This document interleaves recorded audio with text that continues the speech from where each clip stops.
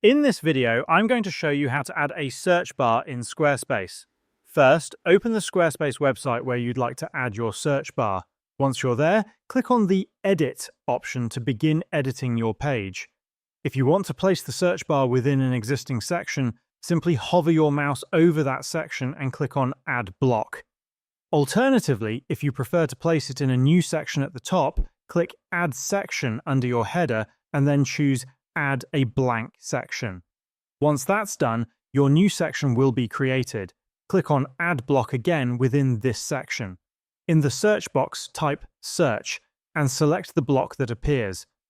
You can then resize the search bar by dragging its corners to adjust its placement on the screen. After placing it, click anywhere on your section and then click Edit Section. This will allow you to customize the layout. You can reduce the row size, adjust the cell spacing, and change the height of the section as needed.